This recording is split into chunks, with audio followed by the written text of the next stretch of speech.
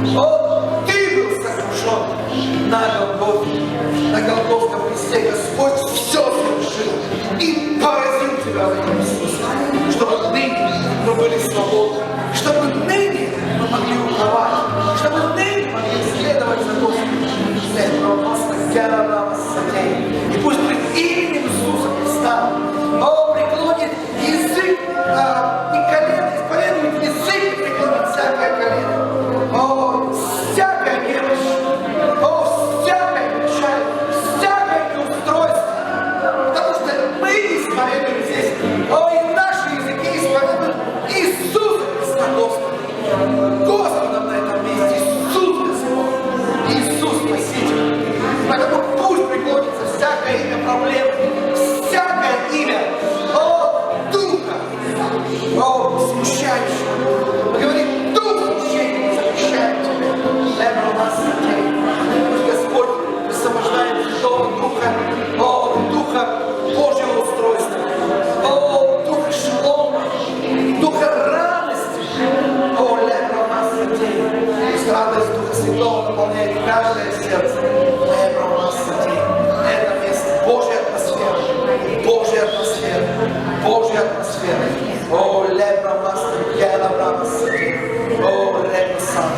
Аллилуйя.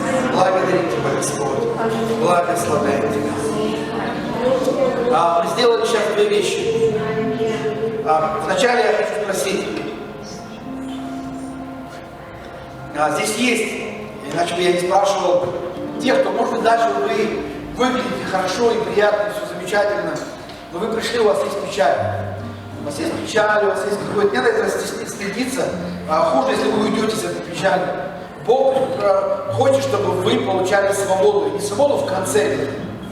Бог хочет, чтобы вы свободно принимали Слово, чтобы вы не варились в своих проблемах. Если здесь есть люди, у которых у вас просто какой-то головняк, вы не можете избавиться от чего-то. И проблема даже не в самом головнике. Бог не с этим головником, Бог разберется. Но это что-то, что мешает нам сейчас просто быть здесь в шаломе, в таком настрое, в ожидании.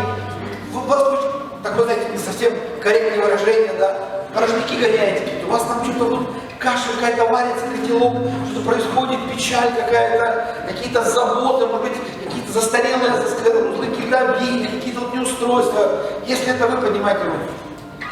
Бог хочет с этим разобраться. Бог хочет с этим разобраться. Поднимайте и держите, я не сказал отпускать.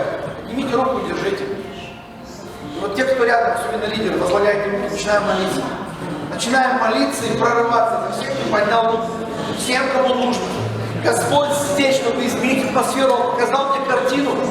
Да, где-то это болезненно, да, где-то надо исповедовать, да, где-то нужно прийти кому-то и не быть как курица, которая над чем-то, как Кощей над чем-то чахнет.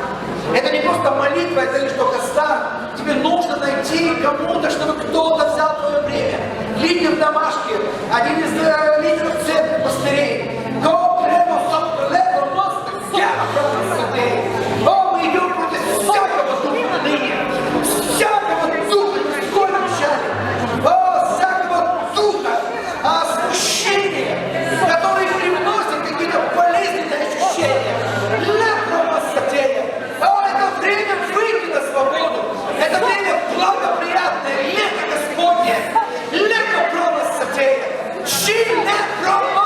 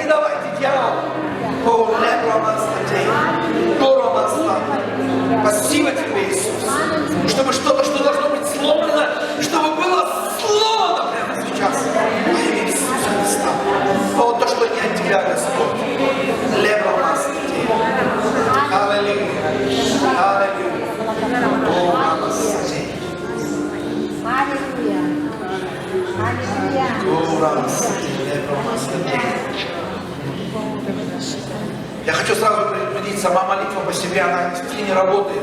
Потому что завтра будет новый день, послезавтра эти мысли начнут приходить. Они будут снова как дятел долбить. Это ваша ответственность. Написано: и так стой в свободе.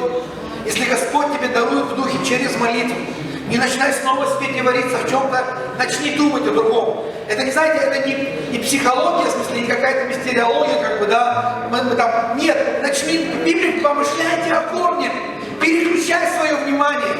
Начинает какое-то идти искушение, переключи себя на мысли от Бога. Мы не воюем с дьяволами своими физическими силами или умственными. Встань на слово, надо уединись. Но это твоя ответственность. Завтра, послезавтра хранить и укреплять территорию этой свободы.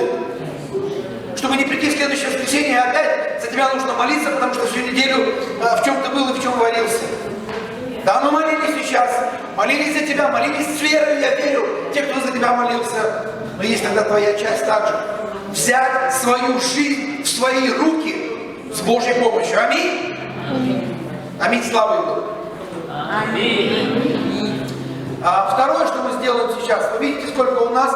Сестрички, я пока еще не давал добро садиться, уж перестаньте, пожалуйста. Уж когда я сяду, сядете. Мы все так торопимся, что сесть куда-то, прилечь, полежать.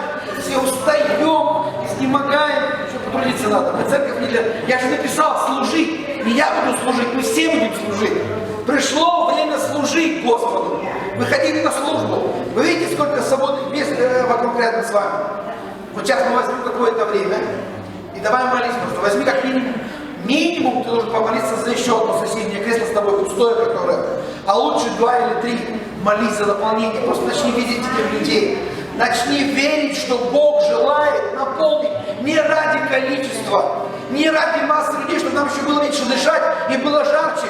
Пусть будет труднее дышать. Будем верить за кондиционер для юбилея вместе, за эти вентиляционные какие-то. Но Бог хочет приводить людей, чтобы они приходили и оставались.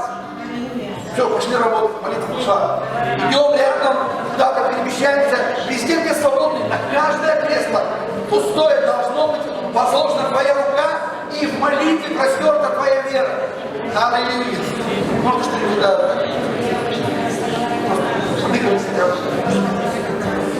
Аллилуйя, аллилуйя, не стоим. Вот просто не стоим. Там, где ты стоишь, просто одно кресло, это не служение. Это отмазка. Выйди. Бог говорил Аврааму, выйди из своего комфорта, выйди из своего привычного места, походите по кругу, кругами походите, помолитесь, благословляйте. Это я сказал заодно. Бог хочет, чтобы ты был отцом и матерью многих народов, многих людей, которые Бог хочет дать тебе. Не церкви, а тебе, которых ты приведешь. Ты будешь молиться. О, Рамасатей, Лебрамасатей. О, Лебрамасатей. Если ты не сходишь со своего места, тебе сегодня штангу на ногу уронили, наверное. Лебрамасатей. Я, по крайней мере, по сцене хожу. Лебрамасатей, Лебрамасатей. О, движение Божье, Господь, я молю за движение Бога во имя Иисуса в этой церкви. Чтобы церковь, она проснулась. Чтобы, Господь, она пришла в чувство во имя Иисуса. Чтобы она сбросила с себя всякое ермо, лень, оправдание. О, перекладывание на кого-то. Лебромаста, кара, жизнь. Во имя Иисуса, Господи, Дух Святой, я молю. За жизнь в Духе Святом. Лебромаста, кара, брамасатей. О, лебра-бра-бра-бра-бра-брамасатей. О, лебра-бра-бра-брамасатей. Кара, брамасатей, лебромасатей. О, лебра-бра-бра-бра. Хороший фитнес, походить, раздать ножки. О, потрогать ручками. Лебро, Божий фитнес. Лебромаста, кара, брамасатей. Лебра-бра-бра-брамасатей, лебромасатей. Аллилуйя. Аллилуйя, Иисус. Господь, благодарим Тебя, что Ты Бог наполняющий, чтобы мы были способны принимать, чтобы мы были способны, Господь, держать открытыми двери нашего сердца, чтобы мы были, Господь, в согласии, единстве и в Божьей любви между собой, чтобы люди, которые придут, они не увидели между нами, Господь, разделение, раздрай, неустройство, чтобы они увидели любовь Христову. Слово, чтобы они увидели единство, чтобы они увидели работу Святого Духа. Благодарим Тебя, Господь. Благодарим Тебя. О, лебромастатей, лебромастатей. Аллилуйя. Гурамастатей, лебромастатей. О, лебромастатей. Лебромастатей, лебромастатей. О, лебромастатей. Аллилуйя. Аллилуйя. Аллилуйя. Слава Господу! Слава Иисусу Христу! Да, смелее, смелее, бодрее, смелее! Аллилуйя!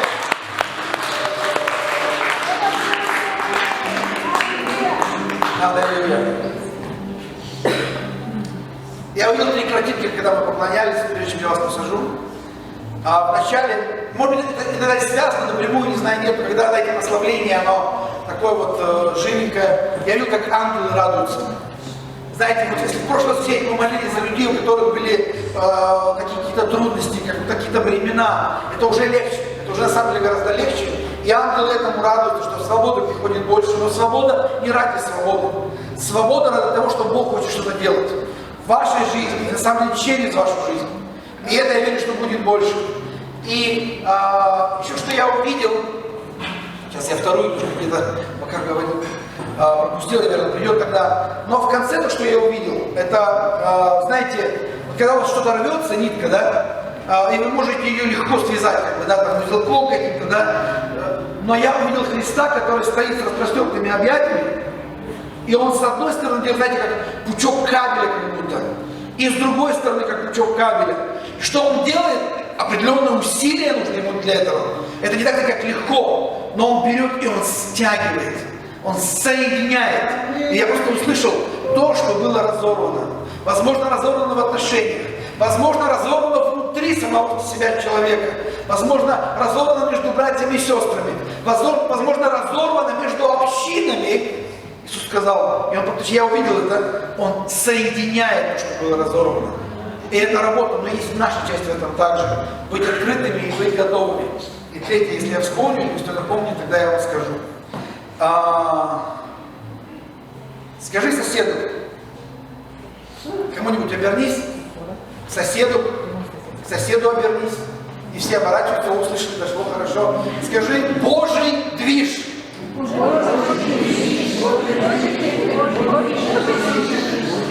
Когда Божий движ, ты уже тогда не стоишь. Поэтому начнем двигаться, драгоценное. Время пришло двигаться. Пожалуйста, присаживайтесь, благословите кого-то еще другими своими добрыми словами. Спасибо левитам. Время идет, время утекает. Хочу сказать спасибо всем, кто был вчера на субботнике. По-моему, даже чуть больше, чем записалось в чате. Я не считал, но оказалось, что как будто больше. И это радует.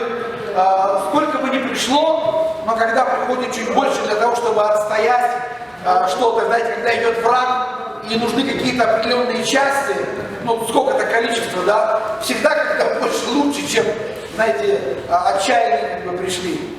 И мы сделали, как бы, по силам, жарко, правда, было очень, сколько могли. И, знаете, вчера слава пришла очень быстро.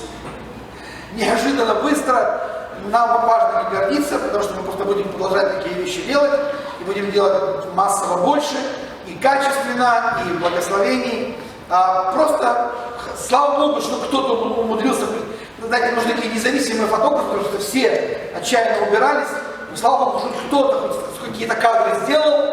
Почему? Потому что я думал даже отчитаться ничего. Я мог, конечно, просто написать, мы убрались, как бы, потом бы проверили, но было бы здорово, знаете, вот засвидетельствовать. И нашлось там несколько фотографий. Я отправил исполняющей главы промышленного округа. Вот, она сказала спасибо, я сказал, да, и вам хорошего остатка дня. И потом, на удивление, неожиданно, мы себя уже увидели в Инстаграме. Мы не искали этого, мы не просили. Но, я не знаю, это такой общий Инстаграм, просто Инстаграм, да, там не группы какие-то, потому что супруга, она состоит там где-то, она перекинула, то есть вот исполняющей главы, она вот так по-простенькому нас отметила, что, но мне понравилось, как она написала, потому что так мы писали, как бы, до этого в письме, и обращались, что мы не писали, что церковь, слово жизни хочет прийти и убраться, и поучаствовать. Напишешь церковь, ну, церковь мы подразумеваем все, кто как бы, да, все, кто церковь. Вот, но приходят самые, кто смог прийти. Вот, и поэтому мы в последнее время пишем так: активная часть церкви. Но очень хочется, чтобы эта активная часть в процентном соотношении могла расти и умножаться, да, для Божьей славы. Чем больше активности церкви, тем верим, больше будет славы Богу. Поэтому спасибо и слава Богу за вас, те, кто пришли и вы потрудились. Хочу такое буквально маленькое превью это как бы преддверие, как бы приготовить, что ли, вас не на сегодня, а на предстоящие 7 месяцев. Если от мая месяца вы отчитаете 7 месяцев, это будет, по-моему, ноябрь, и декабрь будет 8, если я не ошибаюсь. Так вот, следующие 7 месяцев, дорогая церковь, я вас приглашаю в путешествие. Но это не такое путешествие, где я тебя приглашаю, все оплачено, этот большой корабль, приятная пища, увеселительная программа, все замечательно. Нет, это будет прикольное путешествие. В следующие 7 месяцев мы пойдем в изменение церкви. Я буду тем иным образом, помните, я где-то начал вот весной, больше я сказал, что будет серия проповедей, она была, потом немного перерыв, и вот мы будем продолжать серия проповедей, изменяющие церковь. Кому из вас нравятся изменения? Не всем, но некоторым нравится. Если вы читали, кто-то из вас, вы читали статью про изменения, которое было выложено в чате церкви и там в других еще группах? Кто-то читал эту статью? Тогда я вообще не понимаю, что вы здесь делаете, если вы не читаете, что мы выкладываем в чат церкви. Никто не читал эту статью об изменениях, что Бог неизменный, но все изменяет вокруг. Четверо, да? Здесь 5 уже набралось. Так как просто давайте будем собирать, кто еще готов. Так. Это на самом деле, эту статью я сам написал.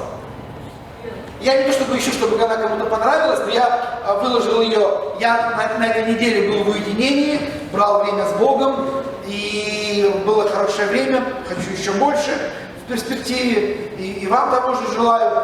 Когда эта статья родилась, она прям как будто выходила из-под пера, не то, чтобы она прям была идеальна, но я что-то отправлял, корректировал, и она, может быть, готова еще к коррекции. Я отправил первый мой рецензор после Духа Святого, это моя супруга. Вот, и я просто просил, ну, может быть, что-то отметишь, как бы исправишь.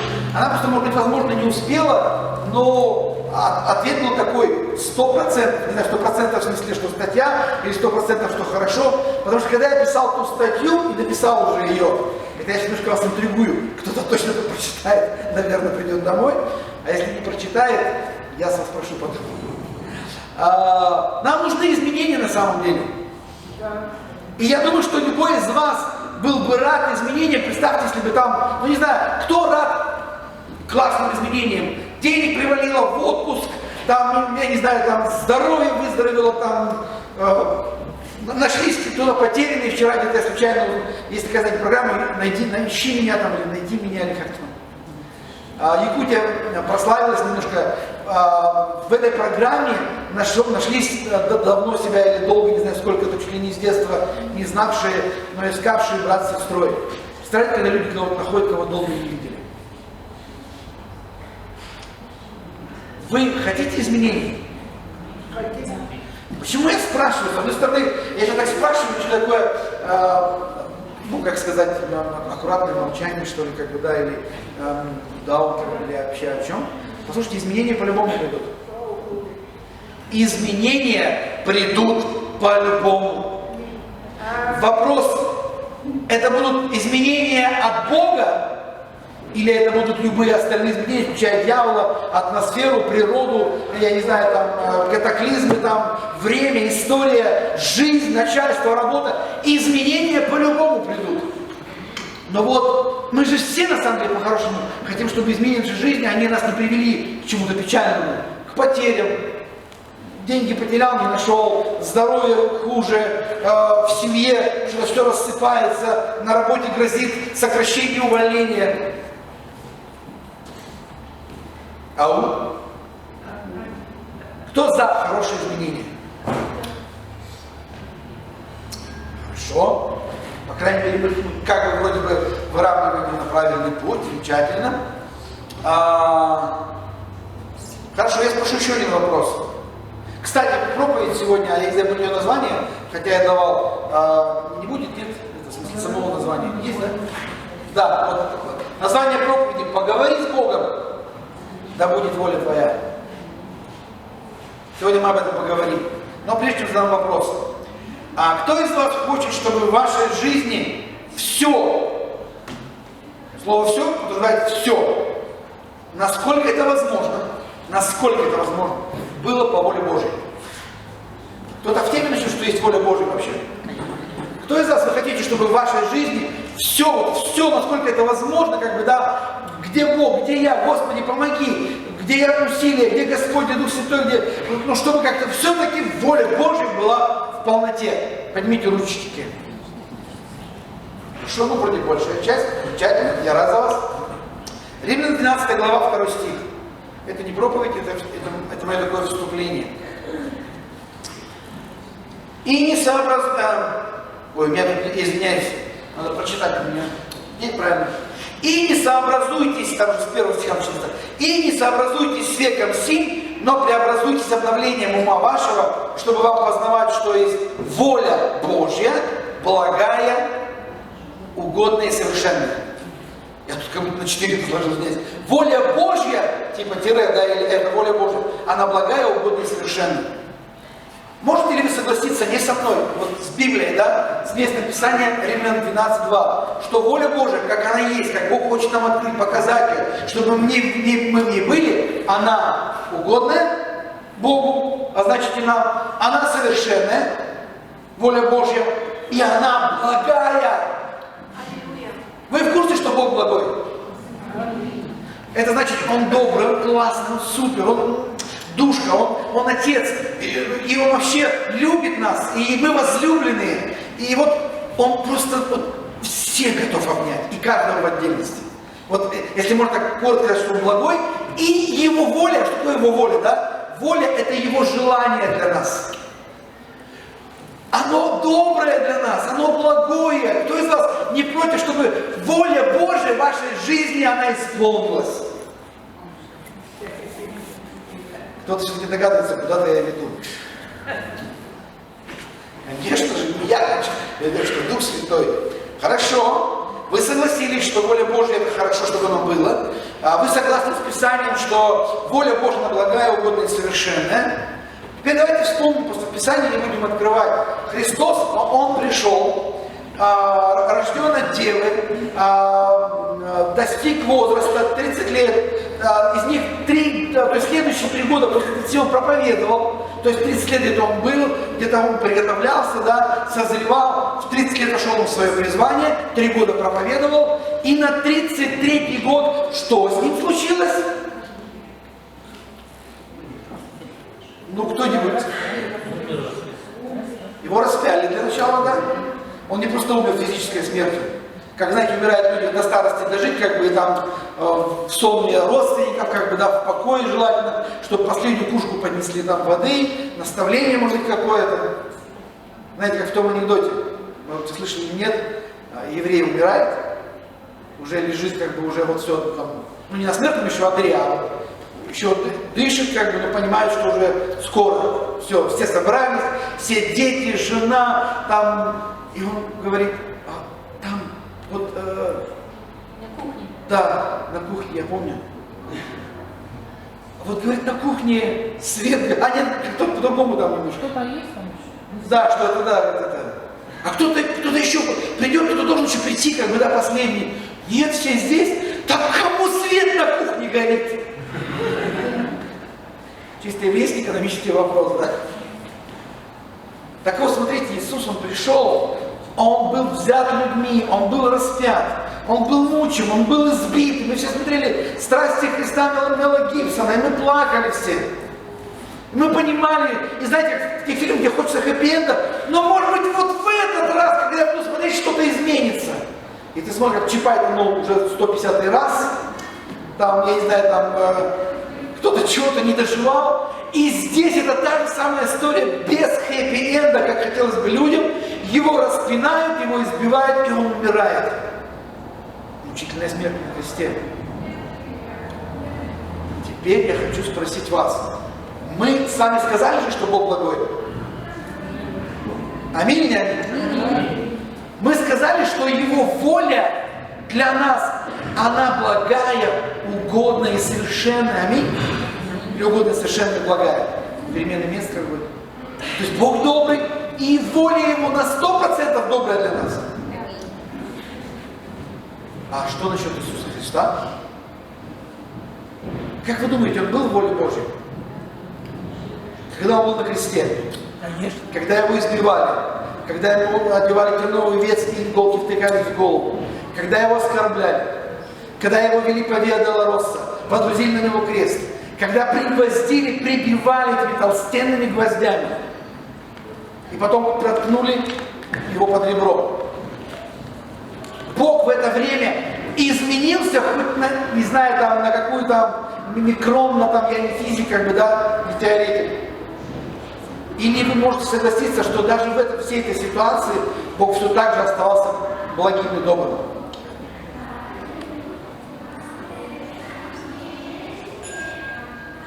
Мне сейчас кормить будут. Ну так я слышу, как бы, или, по крайней мере, не так сильно хороших эмоциях. Хорошо, я скажу за вас.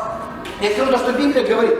Бог на 150, на 200, на 1000%, на миллион Он остался таким же благим и добрым. Даже когда Иисус был на кресте, когда вбивали гвозди, даже тогда, когда Иисус на кресте возвал: «Абба, Отче!» Там есть и варианты на арамейском. Сейчас что-то прям сходу, прям в голову не пришло. Говорит: «Абба, Отче, почему ты оставил меня?» Знаете, в той ситуации он хотел что-то услышать от Отца. Он хотел понять. И его немощная плоть, она была такой же, послушайте, у Христа немощная плоть была на 100% такая же, как и у нас.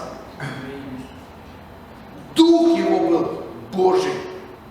Он был Господь, Бог в своем духе. Но в теле он был прообраз для нас. Он брал наши грехи. Тело было такое же.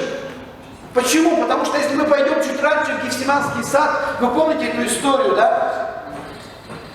Луки 22, Матфея, Луки 22 главе, где он молится, у него кровь течет, у него молитва на разрыв, потому что в голове на разрыв того, что его ждет. Это, знаете, мы бы с вами стояли перед, не знаю, там, воротами концлагеря, там, или еще что-нибудь, не так, возможно, переживали. Почему? Это не было только физическое испытание и физическое избиение. Он понимал, что ему нужно пережить будет грех, отверженность, боль, ужас, смерть, все негативное, что накопило человечество, и что оно будет еще копить через назад, все это взять на себя. Это не просто физическое страдание. Это взять всю боль мира до и после. Немножко понимаете? Это не просто физическое переживание, если бы нас... Сегодня, если бы тебя или меня бы сжигали, я не знаю, там, или распинали, это было бы очень больно. Но это не одна и та же боль. Это не одна и та же боль. И смотрите, что он понимал, на что он идет. Он знал, для чего он был послан. Луки 22:42. Луки 22:42, где он в Гефсиманском саду в молитве, он там говорит: доминует чашу, прочитаем, говоря: «Отче, если бы ты благоволил пронести чашу сию мимо меня». То есть он говорит другими словами: если можно избежать. Может быть, я не знаю, может, были такие мысли, может быть, кто-нибудь другой, почему я? Вы думаете, Иисус так, в его голове не могли быть такие мысли? Там могло быть, может, это не говорит, почему, но иногда: а я чем хуже? А почему я прохожу через страдания? А почему мне так плохо? А почему у меня нет денег, жены, мужа, или еще что-то? А почему с моими детьми? А почему еще эти, почему сколько угодно? Иисус знал об этом. Смотрите. И он говорит: пронеси чашу. То есть, знаете, я не хочу испить ее. Я понимаю, что это несет за собой. Я помню, как один служитель рассказал такую историю. У его внука очень сильно болел зуб, и он помолился такой молитвой. Я не знаю, это работает, я просто как такой пример. Лучше так не молиться, или так не надо верить. И он очень хотел, чтобы у ребенка ушла боль, и он помолился такой молитвой. Служитель должен так молиться, по идее. Есть другие молитвы. Он помолился: Господи, пусть боль у него уйдет, и пусть она лучше на меня. И у ребенка ушла боль. По вере твоей да будет тебе. И он потом не знал, куда избавиться от этой боли. Внуку, конечно, стало легче, он перестал плакать. Но Библия не говорит нам так молиться. И Иисус сказал: чашу всю понеси меня, но, чем он заканчивает? Впрочем, не моя воля, но твоя да будет. Послушайте, иногда, когда мы будем проходить через какие-то трудности, болезни, проблемы, недостаток, это могут быть, конечно, знаете, наши косяки. Мы где-то допустили, еще что-то, но будут ситуации, и нам нужно учиться разбирать, нам нужно учиться, иметь развлечения. Но в ситуации Иисуса это не была его ошибка. Это не было, что, знаете, вот он как крайний. Нет, он не крайний, он первый. Написано, он первенец. Он не потому, что кого-то с краю поймали, хвать и оставили пять друг друга. Когда Бог Отец спросил: кого мне послать?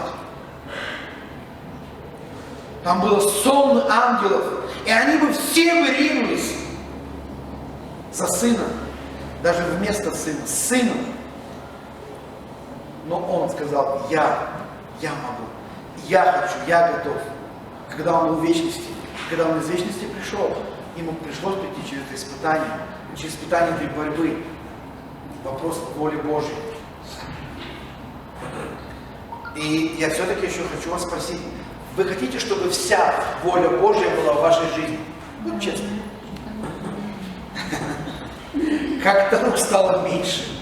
Послушай, но если воля Божья, и ты даже проходишь через какие-то трудности, и это Бог не который для тебя, знаешь, подстроил, как квест.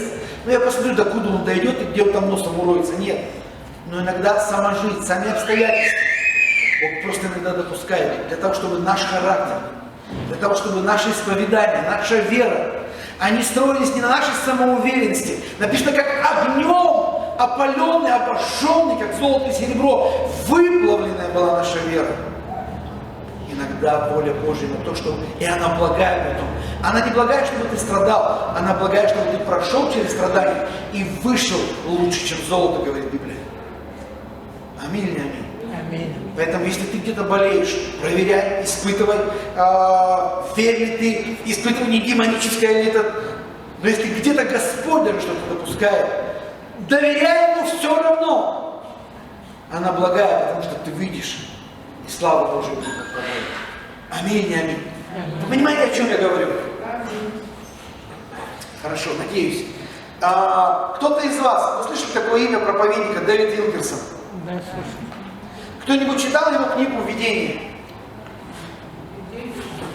Да, не привидение.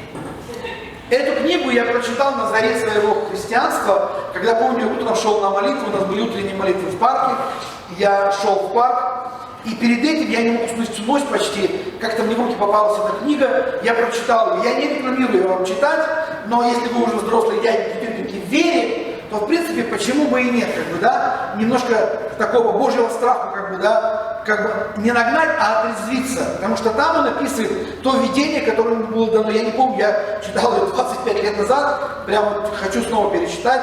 Он говорит о видении, об Америке в основном и вообще о мире, то, что ждет мир в конце, и он говорит, что это не применит прийти при нашем поколении.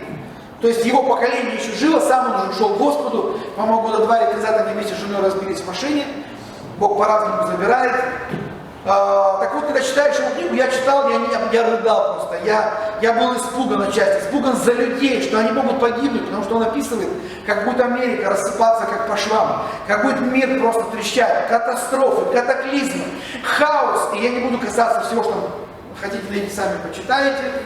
И вы знаете, когда читаешь такое, я помню, когда я пришел прям с такими какими-то чувствами, содроганиями, Я прям шел, прям плакал, пока шел пешком до парка на молитву.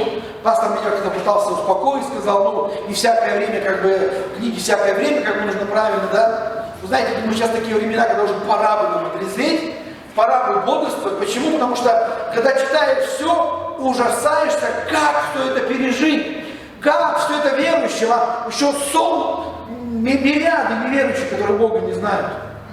Как через все это пройти, что написано, что Бог показал ему.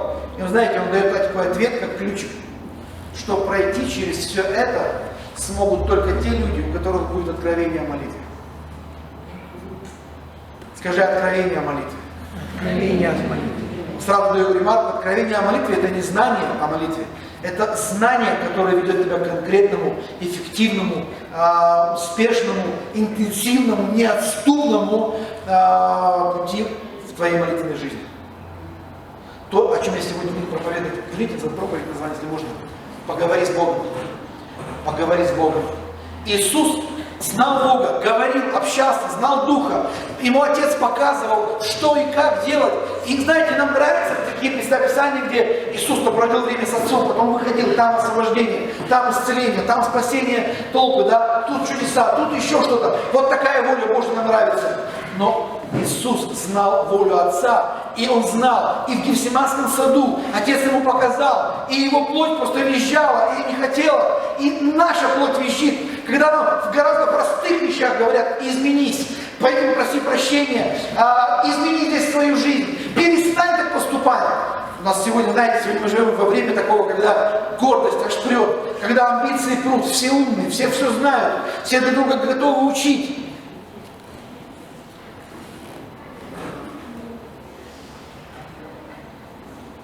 Такое межвступление к проповеди, молитва — это ключ к небесам. Если мы хотим прийти в небеса, и не просто прийти, если мы хотим еще с собой кого-то привести, показать миру, а Бог хочет через тебя и через меня. Я хочу говорить о молитве и еще о чем-то в этом связано. Буквально немножко просто буду что-то зачитывать для вас, для чуть ускорения.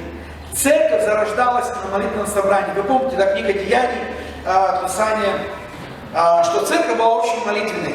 Если посмотреть Деяния 1.14, я просто буду говорить, вы открывайте, и буду идти просто дальше. Кто успел посмотрел, кто успел записал. Было 120 учеников. На самом деле было 500, куда 380 делись непонятно после встречи с Иисусом. Но в книге Деяний мы читаем, что их осталось 120, они были в горнице.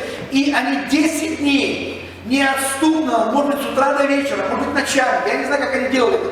Но они взывали, что Бог пошли, то, что ты обещал, ты вознесся, ты сказал, не оставишь, не покинешь, что ты пришлешь вместо себя кого-то. Они еще не знали кого. Они слышали, но до конца не понимали. И потом вы помните, да, но Деяния 1.14 написано: все они единодушно пребывали в молитве, молении с некоторыми женами и Марию, матерью Иисуса, и с братьями его. Помните об этом, да? И помните, что говорит книга Деяний, 2 глава, что произошло через 10 дней, когда они молились.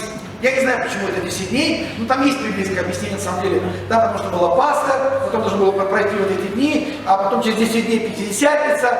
И Пятидесятница это не тогда, когда Дух Святой сошел, это да. Пятидесятница, когда евреи праздновали праздник первых плодов.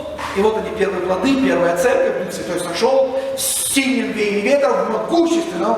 И это так накрыло их, что они начали говорить на иных языках. Это знамение крещенных Духом. Вы знаете, я думал несколько раз, сегодня, мне кажется, я как будто получил ответ.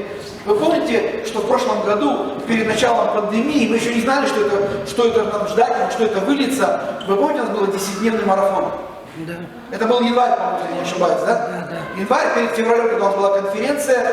И вы знаете, хотелось бы, знаете, чтобы чуть на нас тоже свалилось, как бы, шмякнуло нас, чтобы, как-то, знаете, мы там побежали, как бы там, знаете, пробуждение, там, у них там, Дух Святой сошел, Петр проповедовал, 3000 покаялось. У нас как-то вот, и я не знаю, кто из вас оценивал или просто так размышлял, вот мы молились, и чё? Ну и чё? И я тебе скажу, а если бы не молились, было, знаешь, что бы было бы? Господи, помилуй было бы. Я вот не имею прям глубины откровения, но мне сегодня пришло свидетельство, что после этих 10 дней, я думаю, что есть какие-то большие вещи, которые, возможно, будут открываться. Но в нашей церкви Я не слышал о каких-то радикальных, убийственных людях, которые болели ковидом прямо до смерти. Я не слышал об этом. В нашей церкви ни один не умер от ковида. Это лишь малое. Я просто сегодня прям спросил, как бы, Господь, вот я записал для себя. Я думаю, что там есть больше, что мы еще, может, не до конца понимаем, мы что-то еще не увидели. Мы видим другие вещи, нас как-то пореже стало, как-то вот, не знаю, проходим что-то. Ну, послушай, мы не зря молились. Никогда не думай так, что мы что-то делаем, если делаем это с Богом, не только для Бога, с Богом, что это зря. Бог проявит себя. Иногда уходит, может быть, десятилетия, может быть. Иногда столетия могут уйти, потому что что-то произошло. Мы не знаем, конечно, хочется увидеть. Но если мы будем продолжать молиться, мы увидим это. Ну, не то чтобы быстрее, возможно, и быстрее. Церковь продолжала молиться в книге Деяний, они собирались по домам, в собрании, они собирались там, где могли. Но при всем, что были гонения, были поругания, молитва их не становилась менее горячей, менее сильной, менее дерзновенной, менее страстной. Деяния 4, там с 23 по 31 стих, рассказывается история, будет по 31 стих. Там на церковь наехали, там апостолы сказали, не проповедуйте, заткнитесь, как бы, да, не делайте, вы сектанты. Но смотрите, что произошло, 31 стих. И по молитве их, то есть они там сказали, Господи, нас поругают, нас умоляют, но мы на Тебя уповаем. Нас называют сектой, нас могут без здания оставить. Но они взмолились, и по молитве их поколебалось место, где они были собраны, и исполнились все Духа Святого, и говорили слова Божьи с дерзновением. Завтра, если вдруг что-то произойдет, на тебя наедут на работе, какой-то пресс придет, кто-то не поймет тебя, может, даже в церкви или еще что-то. Знаешь, так легко кинуться там в обидки, кинуться, как бы, знаешь, меня не поняли, зарыться где-то, знаешь, как там черепаха в этот, как у него это? Панцирь. Панцирь, да. Панцирь. Немецкое слово, панцирь, танки. В панцирь спрятаться, там сидеть и оплакивать себя, жалеть себя. Или, знаете, помните историю, когда обезглавили Иоанна Крестителя? Если кто-то помнит эту историю, знаете, что сделал Иисус? Он не ушел, там не ударил с учениками. Давайте оплачем, давайте возьмем пост, давайте вспомним, какой Иоанн Креститель был хороший, он предтечей моим был. Что без него теперь делать? Но Библия говорит, Иисус вышел и исцелил многих, и освободил многих. Аминь, аминь. Знаешь, когда дьявол будет атаковать тебя ложью, чтобы ты присел, знаешь, как приземлился просто. А Бог хочет, чтобы ты поднимался, мог начинать взлетать. Может быть, тогда выйди, хотя бы выйди, помолись, поговори с Богом. Найди это время. Может быть, ты прямо сейчас не готов идти там проповедовать, исцелять направо и налево, но, по крайней мере, не останься сидеть под этим, знаешь, как под давлением. Иаков был обезглавлен позже. Петр был арестован, в тюрьме был посажен, прикован к тюремному стражу. Так, чтобы не убежать, потому что боялись, что Иисус уже как бы воскрес, его не нашли, они думали, что они его тело выкрали. Но что происходит? Если вы там будете читать, я ебал Писание, церковь прилежно молилась. Прилежно, знаешь, как те вот 10 дней. Молились, передавались, а ты молишься. Потом после тебя я, молитвенная церковь, давай будем молиться за церковь. Молиться, пастора поехали. Молиться за церковь, чтобы просыпалась. Молиться в домашней за кого-то. Молиться, пока силы есть. Пока ты не вырвался от усталости или не уснул. Пока Господь тебе дает силу. Я не говорю за какой-то фанатизм, но там, где ты можешь сделать чуть больше, чем обычно. И что происходит, если вы читаете книгу Деяний, Петр вышел из тюрьмы, ангел пришел, цепи упали. Он пришел, помните, там, и они молились, продолжали молиться, ночь была. Он постучался, выглянула служанка, и она говорит, убежала, да дверь даже не открыла. Она убежала к молитвенникам, люди, Петр пришел. Они, да какой Петр, это его ангел. Типа это лик его, типа, знаете, как ангел похож был на Петра, наверное, да? Или наши ангелы, может, похожи на нас, да? Что там дух Петра или ангел Петра. Пока он снова стучался, люди, вы а чего пастор вернулся? Открывайте. Аллилуйя. Один из ключей для умножения учеников не церкви, то есть учеников, и уже потом роста церкви, была молитва. Молитва была индивидуальной, Библия говорит об этом, мы видим. И также вместе они собирались. Знамения, исцеление, посещение, сила, влияние, все это было результатом молитвенного времени с Духом Святым. Не просто ради молитвы ради молитвы, молитва с Духом. Нам нужны молитвы с Духом. Нам нужны молитвы в Духе, и нам нужны молитвы с Духом. Сегодня стоит такой вопрос. Я не знаю, может быть, у вас есть, у меня стоит почему-то. Почему вот сегодня, что мы имеем, что Церковь Христова, она слабая? Я бы спросил тебя, как бы, не обидеть тебя, но давайте раньше сам себя спросим. Не слабы ли мы на самом деле? Да, мы пришли, слава Богу, мы в церкви, мы Бога любим, как бы, да, но не слабы ли мы в том, чтобы явить то, что Он хочет явить через нас? Благовестие. Смелость, чтобы кого-то касаться. Смелость, чтобы останавливать эту неправедность. Смелость возлагать руки на людей, но это не придет, пока ты не начнешь молиться за то, чтобы Бог дал тебе смелость на это. Аминь или не аминь? Аминь. Я уже сказал, движ уже начался. Ледоход уже пошел. Обратного пути нет. Так вот, есть такой служитель Христов, Эцель Возер, кто-то, может, его знает, есть его книги, он о молитве сказал следующее. Деяние – это книга молитвы и силы. Молитва со стороны людей и силы со стороны Бога. Божья сила действовала всегда как ответ на молитву с верой. Хочешь ли ты, чтобы воля Божья проявилась? Сейчас я не говорю о воле Божьей, как о том, что тебе хочется, что тебе надо. Воля Божья на куда больше. Бог хочет тебя благословить, но Он хочет больше благословить тех, кто вокруг тебя, аминь. твоих соседей, Аминь. людей вокруг, этот город.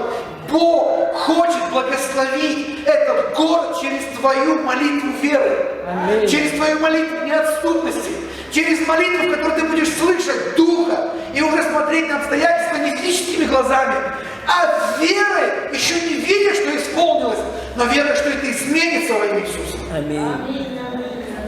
Я не хочу кричать ради кричать и повышать голос. Знаете, хочется, чтобы нас Бог разбудил. Реально разбудил. Я специально взял неделю, я оставил семью. Я уединился в офисе. Без особых удобств. Просто чтобы провести время с Богом. И я не скажу, что оно было такое вау просто. Ну, знаете, да, это трудновато, когда у тебя где-то уже масло, там, где-то уже закоксовалось, тебе нужно, знаешь, просто раскачивать, тебе нужно залить бензин, тебе нужно пролить масло. И тогда, когда начинается днем чуть лучше, знаешь, нам нужно собрать те детали, которые мы растеряли, те необходимые молитвенного двигателя в нашей церкви, молитвенного двигателя в твоей и в моей жизни. Ау. Что же делать? Что же нам делать в этой ситуации, чтобы церковь стала молящей, чтобы она вернула себе величие дома молитвы всех народов? Библия, Иисус сказал, дом мой наречется дом молитвы для всех народов. Церковь без молитвы – это церковь без силы. Молящаяся церковь – это сильная церковь. Если мы хотим быть сильной церковью, если мы хотим быть сильными верующими, нам нужно вернуть живую молитву. Нам нужно вернуть молитву сверхурочную, сверх того, что мы привыкли, сверх тех сил, которые мы сегодня можем дать. Мы иногда можем больше времени другим вещам дать, чем молитве на самом деле, если честно. В моей жизни так было, и я хочу, чтобы это менялось. Я хочу войти, знаете, в некий Божий такой аскетизм, в хорошем смысле, что перестать играть с теми вещами, или даже не играть, я не говорю о грехе, те вещи, которые просто, они забирают время. Сегодня это что угодно, интернет, ты сам знаешь свои ситуации, но время, которое я могу пожертвовать, отдать Богу. И знаете, нам нужно, как я уже сказал, что нам нужно собрать инструменты, чтобы молитва, не просто сегодня сказать, ребята, молитва нужна, это здорово, 20-го, чтобы все были, 27-го неотступно, но приходит, я не знаю, как назвать это, кому делать что ли нечего, или в смысле вот герои веры, как бы, да, я, знаете, не то чтобы опечалить вас, но хочется видеть вас. Почему? Не просто ради галочки, о, молодцы, пришли. Да потому что многие из вас, вы хотите прорыва в своей жизни. Многие из вас вы хотите исцеления, вы хотите чудес, вы хотите благости в семье, в доме, с детьми, на работе. Но вас не видно. Там, где мы хотя бы говорим, да, это касается твоей молитвенной жизни. И мы хотим, чтобы и она возрастала. Но иногда это жертва прийти, быть со всей церковью и молиться особенным образом. Когда мы говорим, прославление хотим, чтобы было, чтобы прославление было в духе, чтобы мы решали не просто какие-то такие бытовые вещи, какие-то радикальные, серьезные вещи, начиная промаливать. Знаешь, ты не можешь прорваться, может быть, один, приди, чтобы прорваться вместе и прорваться в своей ситуации. Вместе за то, что нам нужно прорваться, и за то, что твое тогда. Вы понимаете, о чем я говорю? Я надеюсь, что я не то, что, кстати, я увижу и пойму. Ответом будет 20 и 27. Мы могли бы только раз в месяц, знаете, Бог просто положил. Есть 20 свободных еще дня на неделе до конца июня. Почему бы не занять? Мы могли бы один день занять. У нас только по традиции один день там, в пятницу, раз в месяц собрать всю церковь. Ну и собирается процентов, не знаю там сколько. Хорошо, если 20. Хорошо, а вот есть свободные дни у юбилея. Пятница нет, но четверг. Найди немного времени. Чуть даже припозднишься с работы, опоздаешь. Чуть у тебя сил не будет, ты отсюда уйдешь определенно. Вопрос останется, ты уйдешь сегодня с собрания, хочешь ли ты воли Божьей? Воля Божья – это сделать шаг навстречу. Воля Божья – это что-то сделать.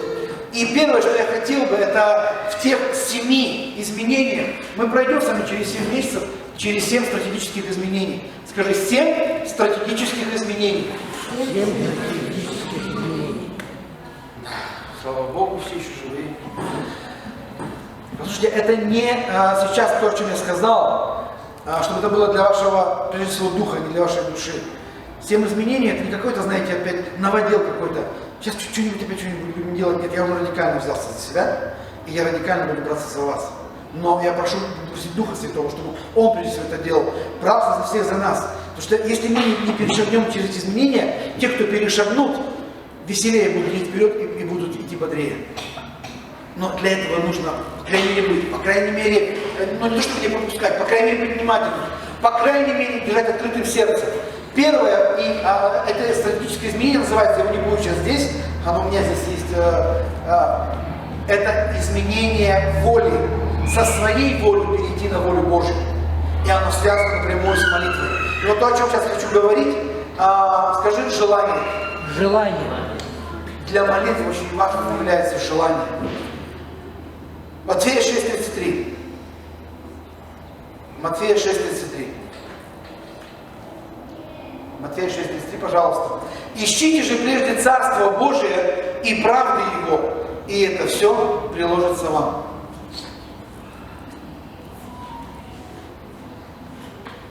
Я даже не хочу уже вас, как вы знаете, спрашивать, чтобы, я надеюсь, что я вас не печалю, я надеюсь, что те, кто воспринимает духом прежде всего.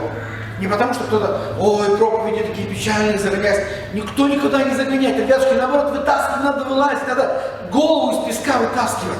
Надо просыпаться, потому что у Бога есть больше. Больше и для тебя, и для твоей семьи, и для твоей жизни. И есть больше для этой церкви, а это взаимосвязано. Если ты взбодришься, взбодрится твоя семья, так будет взбодрена церковь. Это нераздельно. Ау! Это нераздельно. Знаете, сейчас я скажу такое немножко резюме, не очень приятное, но вы можете сказать, пастор, я не пришел на молитву в прошлый раз, или в прошлом месяце, или в позапрошлом, потому что у меня вот... И ты можешь найти оправдание. И твое оправдание, возможно, может быть даже очень весомое. Но знаешь, что я хочу сказать? Если нам очень надо где-нибудь вот что-нибудь решить в нашей жизни, я не знаю, там квартиру пробить, и вот там где-то записаться, здоровье исправить, и куда-то поехать полечить его, мы будем знать, чего это стоит для нас.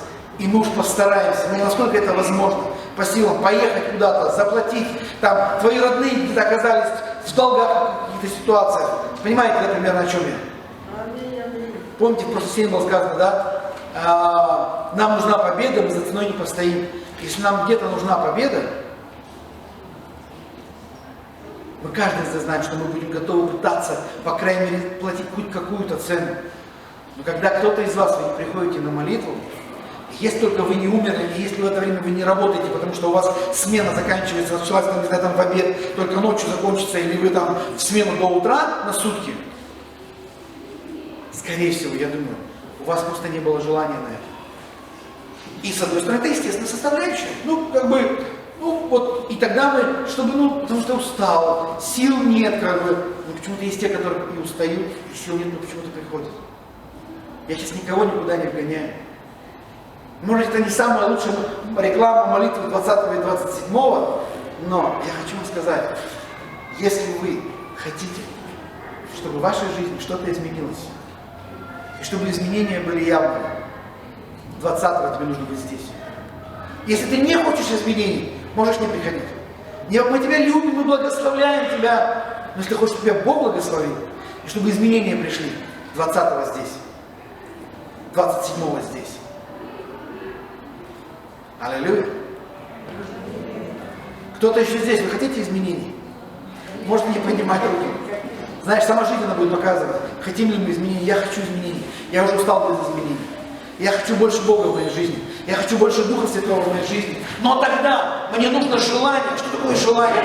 Это искать Его больше, Его Царства, чем другого бы мне хотелось. Это так много сегодня хочется. Спроси сам себя, что тебя сегодня возбуждает, что тебя раздражает, мотивирует, какие желания у тебя, относительно чего, они относительно Царства Божия или относительно твоих каких-то дел. Бог не против того, что у тебя есть какие-то планы, но если твои планы, они стоят впереди планов Божьих, это телега, которая стоит впереди лошади, извините за такое выражение. Желание — это значит жаждать чего-то, хотеть горячо, страстно желать, стремиться искать, иметь сильную привязанность. Еврейское слово «желание» означает повернуть или свернуть в сторону чего-то. Представь, если бы ты ехал на машине очень долго, мы путешествовали час с нашими детьми, и в какое-то время они уже были очень голодные, хотели есть. Как только они видели какую-то кафешку: папа, есть хотим. А папе не нравилась эта кафешка, он ехал дальше. Вот такой у нас папа. Но потом в итоге Бог вознаграждал, доезжали до супер классных кафешек, все было, конечно, мы где-то могли и раньше, но всегда хотелось, как вы знаете, меньше пыли глотать за кем-то. И так вот, если бы вы ехали на машине, и в это время были бы голодные, и у вас этот голод уже просто изнутри посылал сигналы в мозг: сверни наконец-то уже вот к тому кафе. И если это было настолько сильно, что уже влияло на твоем желудке, ты бы ничего не смог с собой поделать, ты свернул, чтобы просто накормить и исправить эту ситуацию. Так вот, желание, страстное желание, когда я не могу пройти мимо чего-то, что взяло просто мое внимание. И вы знаете, сегодня так много вещей, которые берут наше внимание, которые вообще не связаны с Богом. И они уводят. Возможно, у вас какие-то были и есть желания, и вы даже их восполняли. И, возможно, хочу спросить, было ли такое, что вы достигали чего-то, что хотели страстно, получали это, а удовлетворения нет? День-два что-то порадовался, и все, и как бы и радость не прошла. Чего-то хотел, и все. И если не разочарование, то как-то, было у вас когда-нибудь такое что-нибудь? Да у всех было. Так или иначе, мы все пролетали мимо цели. Псалом 41, 2 стих. Желание, оно побуждает, направляет, это мотивирующая сила. И Псалом 41, 2, когда открывается, Дух Святой на самом деле хочет нам дать желание сердца Отца, чтобы мы больше проводили время с Богом, чтобы мы могли проводить время с Писанием, чтобы нам не было зазорно найти в себе сил пойти на субботники, на молитву, еще куда-то, где Бог что-то делает. Через твою церковь, твою семью, если это твоя семья. Смотрите, как Давид говорит: как лань желает к потокам воды, так желает душа моя к Тебе, Боже. Много желаний в сердце праведника, но исполнятся те, которые от Бога. Потому что даже которые не от Бога могут исполниться, но они радости тебе не принесут. Временные, краткосрочные. Даже горечь могут себя оставить, потому что это не Божье было. Где нет желания, вложенного Духом Святым, не будет сильной молитвы, да и ничего не будет. То есть никаких результатов не будет. Если мы хотим видеть результаты, нам нужно усилиться в молитве. А чтобы наша молитва стала сильной, нам нужно, чтобы Бог раздул огонь желаний в нашем сердце. Желание, прежде всего, по Богу, искать Его Царство. Там, где страстное желание, там молитва будет течь легко и наполнена силой. Подумайте снова, какие ваши желания. Просто возьмите эту мысль с собой домой. Какие мои желания на следующий день, завтра, может быть, или сегодня? Чего я вообще хочу? Ты можешь хотеть многого, и Бог не против желаний. Он не так, что встал на пути всего, и вот только Его, и больше ничего. Он хочет, чтобы у тебя была хорошая одежда, хочет настроение, здоровье, машина, жилье. Но прежде всего Он хочет, чтобы Он был твоим номер один. Аминь. Часто наши желания будут исходить из плоти, из нашей души. Чего-то домогаемся, не удовлетворены, потому что ищем второстепенного и второсортного. Хочу зачитать вам буквально на завершение пару высказываний. Я бы мог сегодня еще говорить о вере, еще о чем-то, но прямо остановиться надо на этом. Желание. Скажи желание. Желание. Знаешь, желание, оно связано с ожиданием. Мы не желали поехать в эту поездку, в которой мы были в Кызылсыре и в Мирном. Но знаешь, это было желание Бога. И Бог ожидал, что мы откликнемся на Его желание. Потому что это пришло в молитве. Не пришло никак, что мы сидели, раздумывали, и вот нам делать нечего, у нас лишних денег есть, давай просто съездим туда и сюда. Но это было, знаете, такое глубокое, радикальное время в молитве, со слезами, где я вообще не планировал об этом, в этом направлении даже думать, чтобы ехать, затрачивать ресурсы, моторесурсы, физические, финансовые. Но когда Бог пришел и показал в молитве, я не знаю, может быть, ты не спрашивал себя, но кто-то спросил меня даже не такими словами, типа, пастор, что ты поперся туда? Но меня почти спросили, пастор, а вы вообще почему уехали, нас бросили? Однажды я точно такое же переживал лет 25 назад, я пришел на одну домашнюю группу, и в домашней группе были какие-то трения. Там они там с такой какой-то раздрай, разделения какие-то, вот там сестра одна была, которая что-то была недовольна, то уйду, то приду. И я понял, что домашняя группа, она как-то на грани, нужно просто прийти, поддержать, как-то, ну не знаю, если мозги вставили, не совсем правильно, да, но Бога пригласить туда, я их выслушал, я, знаете, я поющий, как бы, когда от духа я испел один псалом, потом я услышал, что вот пришел, песенки попел. Знаешь, кто как оценивает, то так и получает. И мы с ними общались, мы с ними, и мы потом принимали вечерю. Но я им сказал одно условие. Мы будем принимать вечерю на основании того, что если мы будем все верить, что как в вашей домашке, так и в церкви мы увидим лучшие дни. Я не знаю, может, они слишком много думали и разговаривали, общались о неправильных вещах, или как им казалось неправильные вещи. Да, может быть, вещи неправильные. В церкви видишь что-то неправильное, пастор где-то ошибается, лидер или еще что-то, и мы можем спотыкаться. Но в этой ситуации ты можешь к Богу пойти встать на колени. Или ты можешь пойти, не вставая на колени, кому-то пообщаться. Есть два пути. Ты найдешь или единомышленников, или найдешь мир, или Божий ответ. Так вот, с той домашней группы никому не осталось в церкви со временем. Почему? Я думаю, а была ли вера у людей соглашаться принимать вечерю? Не просто так, как сегодня. Не просто принимать вечерю, но надо галочку поставить. Потому что вечеря – это показатель. Твоя вера, твое послушание, твоя посвященность. Прежде всего Ему в этой церкви. Вы здесь слышите, о чем я говорю? Да, да. Сегодня мы будем принимать вечерю. И я даже, может быть, кого-то бы остерег принимать вечерю, если вы с чем-то не разобрались на самом деле. Не принимать вечерю ради вечери не поможет, хуже еще будет. Хуже не потому, что я говорю как проповедник, потому что Библия говорит, если вы принимаете недостойно, вы будете болеть. И некоторые даже умирают. Я драгоценно не хочу никого смерти вашей. Я не хочу даже, чтобы вы болели. Знаете, откуда болезнь начинается? Не с физического тела. Болезнь начинается вот здесь и вот здесь. Когда человек вот здесь не может правильно оценить, когда вот здесь он не смиряется, не несет ситуацию вопроса к Богу и начинает его полоскать по разным там публичным и непубличным площадкам, и тогда он уже не может здраво оценивать здесь. И тогда он не может быть смирен и сокрушен. Библия говорит, что Бог, Он со смиренными и сокрушенными духом. То, о чем я сегодня проповедую, даже, может быть, немного коряво, извиняюсь, как бы, да, или, может, вам там кажется, что коряво, но то, о чем сегодня хочу сказать, нам нужно поднять молитву.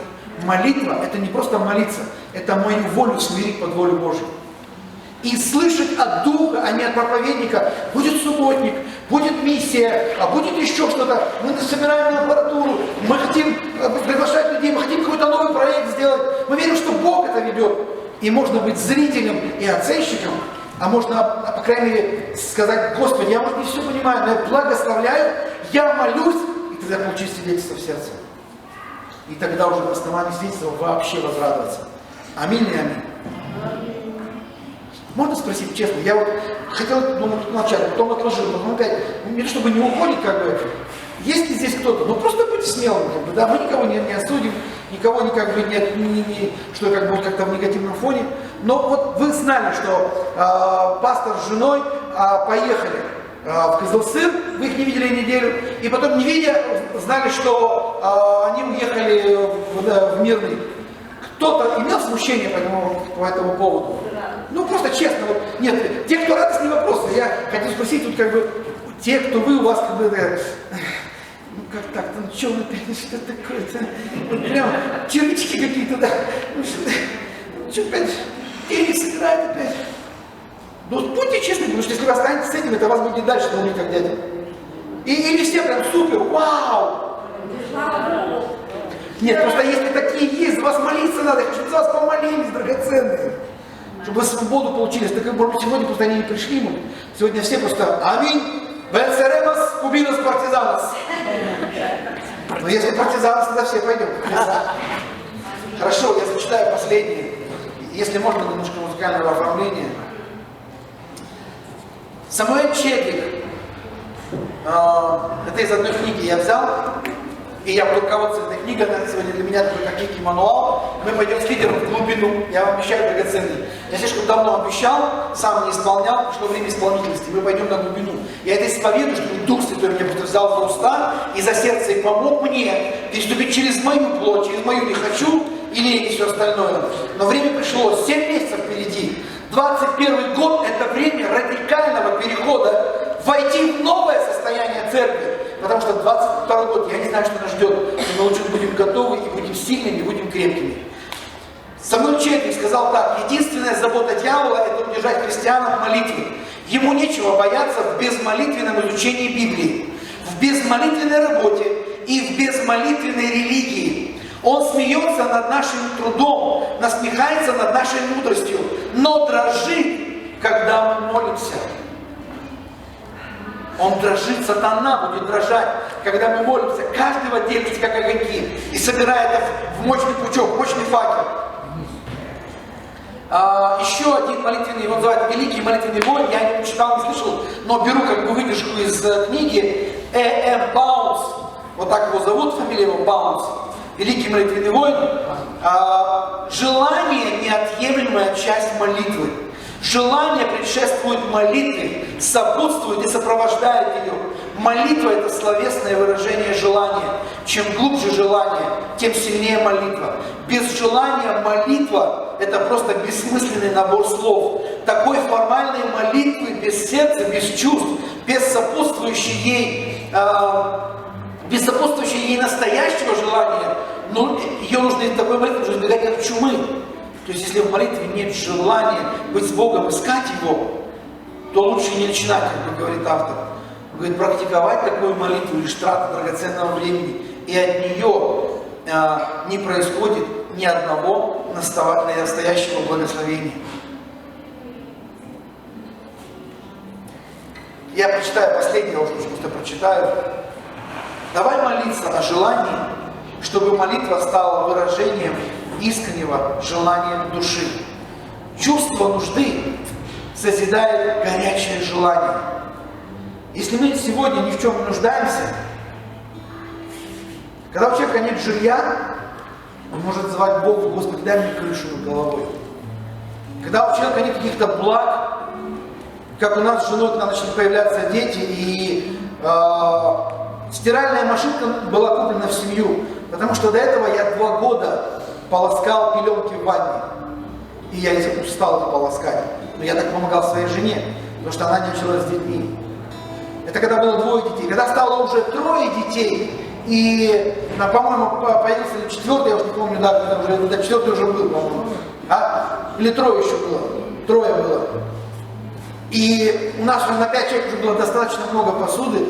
Я принял решение просить Бога и взыскать, чтобы купить посудомойку. Чтобы моей жене, потому что уже с детьми постоянно в полусогнутом состоянии, чтобы она могла быть благословенна. Знаете, иногда нас могут такие вещи давать нам вызов. Но если у тебя уже крыша над головой, у тебя уже есть стиралка, у тебя посудомойка, тебе еще там платить надо, там, не знаю, за квартиру, еще что-то, да, я говорю, там коммуналка, что более серьезней. Тебе нужно за машину там верить, чтобы там обновить ее, там, или как-то ремонтировать, или еще что-то. И это все. Но если что-то, что может быть той нуждой, которая, во-первых, скажет, а сколько Бога в твоей жизни? Мы читаем, и, вы знаете, я хочу верить. Я хочу верить за силу Божию действующую. Но не просто верить, а какой-то шаг сделать. Шаг, который я сказал жене, я уезжаю в офис. Она думала, что на один день. Но Бог показал до конца недели. Нам нужно делать такие времена. Служителям особенно, с лидерами, возможно, индивидуально, может быть. Но мысль о чем? Что просто, когда Дух Святой стучится в твое сердце, может быть, это касается просто быть где-то. Может быть, что-то говорить, может быть, ты еще не служитель полного времени, чтобы тебе там надо где-то неделю там с Богом, там, или как Фрэнсис Чан говорит, Библию в джунглю, хоть только Библия, Бог в джунгле, ничего больше. У нас тут попробуй в джунгли уйти. Комары сожрут или земли замерзнешь. Ну, у Бога есть на пути. Но знаешь, почувствовать от Бога нужду, что Бог нуждается в тебе, чтобы ты был на Его правильном месте. Сегодня воскресенье, это правильное место для тебя, кто-то пропустил. Нужду, чтобы быть на молитве 20 числа. Нужду, чтобы когда будет призыв на субботник или еще на что-то, на проект. Сегодня есть нужда. Части вот прославляющие, они верят, сами даже что-то не просто ждут. И мы будем поддерживать так же. Но, послушайте, когда я был очень удивлен, когда просто услышал, когда люди не понимают, пастор, ты зачем туда поехал вообще? Знаете, для меня это просто так просто, а Бог сказал. Оценивай как хочешь. Я говорю даже не вам, я там кому-то говорю, за пределами этого, кто может сегодня не пришел. Оценивай как хочешь. Мне Бог сказал, я просто хотел быть послушным. И я увидел, как люди благословлены там. Вот кто-то говорит мне, вот ты уехала, нам-то плохо здесь. Плохенько нам. Хочешь сказать, слушайте, сколько лет? Да, мы можем с тебя помолиться, можем рано Иисусу, чтобы ты, вот тебе самому уже нужно вставать в колонне и за кого-то стоять. И не то, чтобы кого-то обидеть, как вы знаете, но уже с детства пора прекратить играть. Все на себя одеяло тянуть. Давай молиться о желании, чтобы молитва стала выражением искреннего желания души. Чтобы это настолько в нашем сердце горело по Богу. Это не как, знаете, как кабала какая-то, 20-го на молитву, в четверг, даже не в пятницу, даже не в субботу. Но если мы в четверг молимся, по крайней мере в субботу, мы сейчас решили вообще, возможно, летом перевести молитву на четверги. Чтобы в субботу ты семьей наслаждался, но в четверг отдал Богу не душу, а время. Но для этого нужно увидеть нужду. Чувство нужды создает горячее желание. Чем сильнее чувство нужды, тем больше должно быть желание. И тогда будет горячая молитва. Можно поставить это здесь. У нас ровно 6 воскресений до проекта, когда мы двигаемся с молодежью. Кто-то из молодежи откликнется, кто-то из молодежи услышит в своем сердце отклик, молясь, не просто, что мы говорим, не потому что пастора хотят собрать и сказать, ну кто-нибудь из вас вот поедете с нами. Нет, я хочу, чтобы Бог проговорил. И когда Бог проговорит в твою жизнь, тебе 20 уже некогда будет родной. Когда я уже приду, тогда тебе уже и Бог скажет, и мы все вместе. Вот за что я верю. И тогда в этом будет радость. Это не будет того, что это будет, как знаешь, как будто надо опять что-то. Да, надо. Нам нужно что-то обновить. И это не потому, что ты такой богатый и не каждый раз. Нет, если Бог говорит в твое сердце. Но это прежде всего согласиться в молитве. 6 недель включиться. Это мы начнем просто разгоняться, мы начинаем разгоняться, мы начинаем верить. Нам нужна новая машина. Ты скажешь, ну тебе недавно, да не мне, для миссии. Мы эту продаем, чтобы она помолиться, чтобы она быстрее продалась за хорошую цену. И мы нашли, чтобы добавить и купить хорошую, большую, и туда много бы входило. Это даже больше, чем 8 человек. Это даже 12. Я верю в такую сейчас. И нам нужно 6 недель. Машина, конечно, немножко раньше, но ты можешь начать двигаться. Эти твои семена, это твои лепты, может быть, но прежде всего молитву мы помолимся. Прежде чем мы сейчас будем давать, мы будем сейчас молиться за эти ведра, молиться за пустые кресла, да наполнится, пустые ведра да наполнится, пустые кошельки да наполнится, пустые души да восполнятся.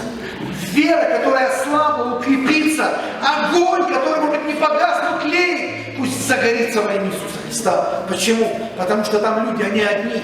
Мы с тобой, если здесь кто-то, ну просто ропщет. Вот у меня того нет, у меня это нету, а вы куда-то поехали. Да у них там вообще ничего нету. Ни собрания нету, ни прославления нету. Кто бы помолился за них, слава Богу, где-то они, но они теплились. И Господь хочет их оживить, а оживить их через силу жизни отсюда, которая пойдет. Я верю, это церковь миссионерская, я верю, это церковь молящая, это церковь дающая, и это церковь движущаяся. Давай встанем.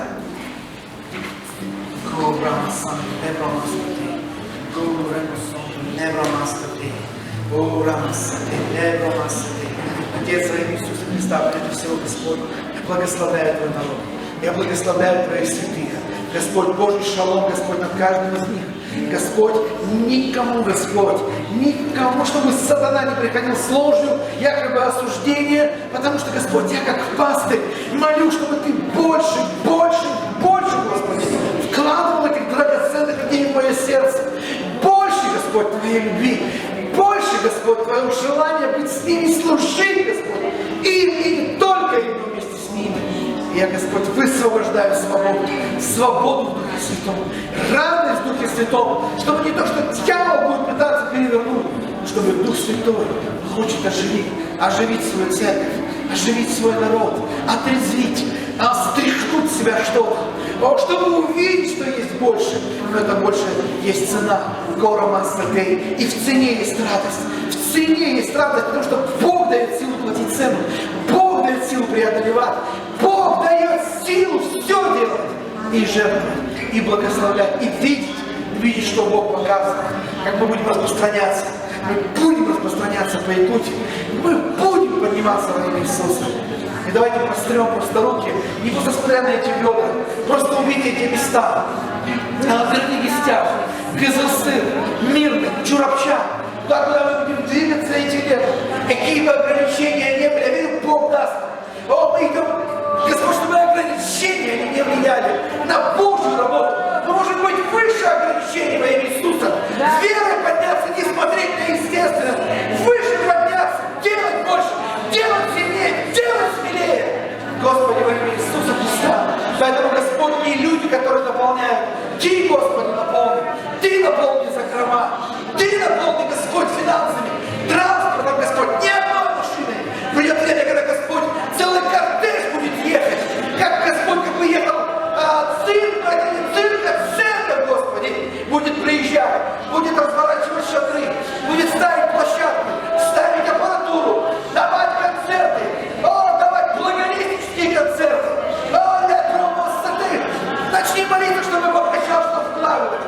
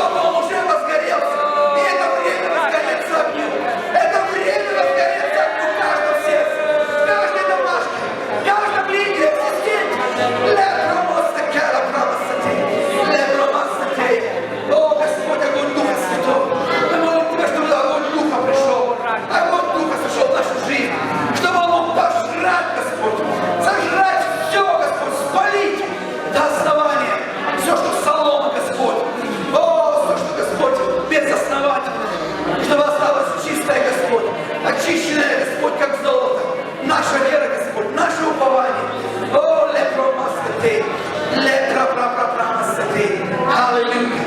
Аллилуйя, Иисус. Горе телебрамсати. Горе бра-бра-бра-бра-бра-бра-бра-сати. Ле-бра-бра-бра-бра-бра-сати. И Господь показывает, что растут этот огонь. Это не то, что Бог придет и сделает.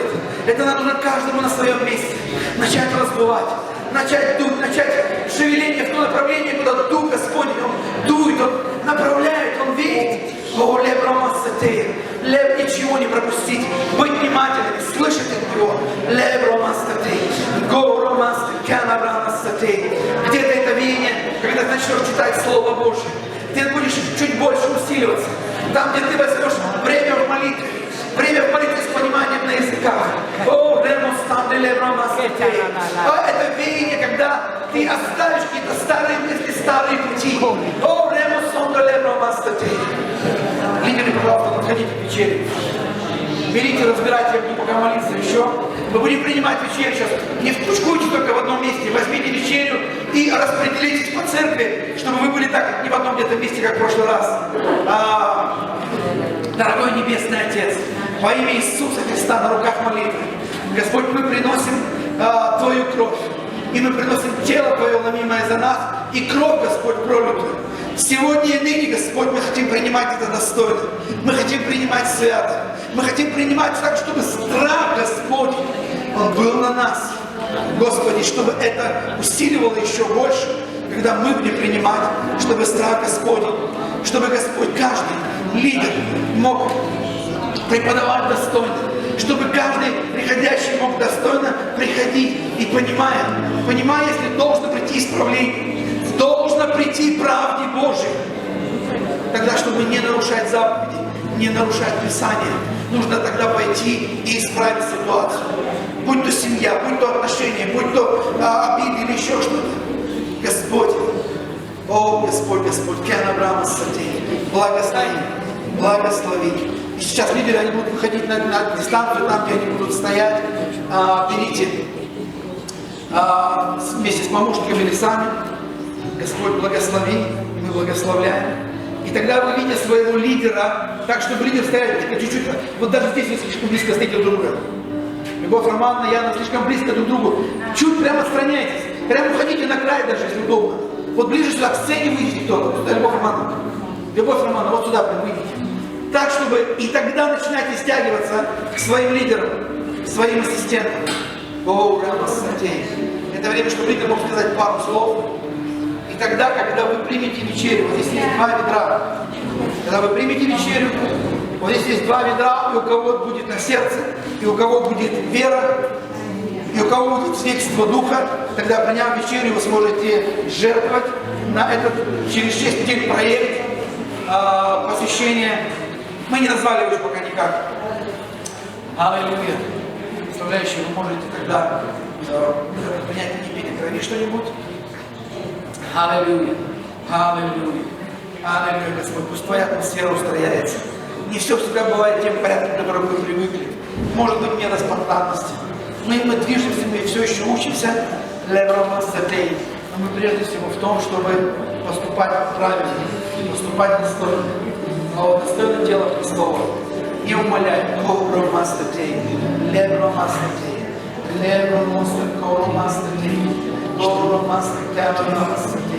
Аллилуйя, Иисус. Аллилуйя, если вы не на какой-то вашей группе, если вы тогда подходите сюда, если вы, кто нет на домашней группе, вы уже там стоите, вы уже встали, надо перебегать. По крайней мере, Олег Иванович, перенеси, вы отнеситесь там. Самое главное, чтобы ваши грехи были исповеданы, чтобы они не запинали вас, чтобы они не мешали вам достойно принять святую кровь. Это не просто вино или сок, это свидетельство Его крови для нас и перед нами. И если что-то нужно исправить, лучше принять позже вечерю, чем сегодня ради галочки, ради традиции, ради массы, чем принять и потом продолжать жить так же, как не исправив какую-то ситуацию. Но не исправив ситуацию, приняв вечерю, есть опасность. И будь осторожен.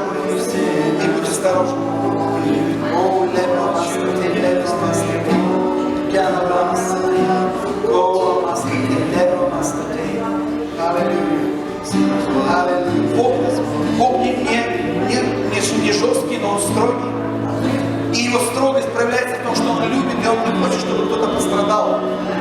Поэтому, если должно прийти исправлению и начаться с Дома Божьего, тогда это должно быть так.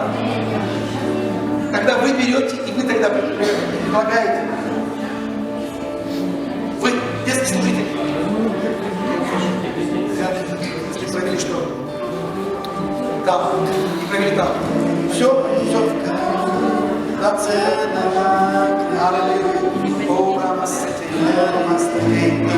Детки у нас приняли вечерю уже наверху, и все растолковали, все объяснили.